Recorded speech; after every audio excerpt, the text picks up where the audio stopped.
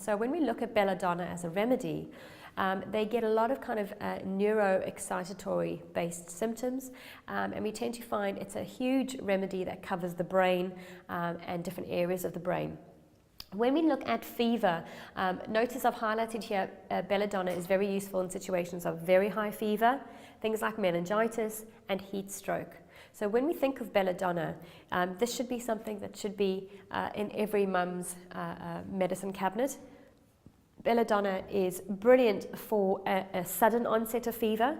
Now, aconite is also very useful for a fever too, and I mentioned aconite a little bit earlier on. But aconite generally comes on as a fever from being exposed to very cold air or winds. Whereas belladonna type fever, these generally tend to be a lot higher than an aconite fever. It comes on suddenly, the cheeks become bright red, you find these individuals too, their pupils dilate, their eyes become very shiny, and some kiddies may even talk about, observing funny faces. You know, they may look at their parents and describe their parents' faces as becoming distorted. They may have auditory hallucinations, so hearing particular sounds that may not be aware of.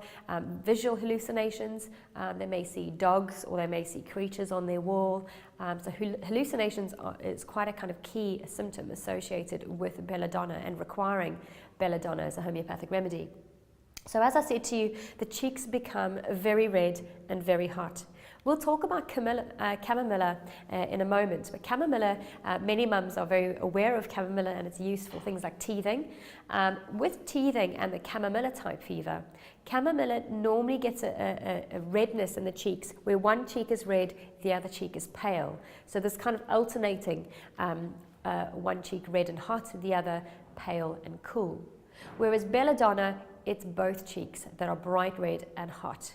You find these individuals too, they do not perspire, so they've got a very high fever. You tend to find a belladonna fever are those fevers that go way beyond 40. So they enter into the 40s and seem to want to kind of continue climbing.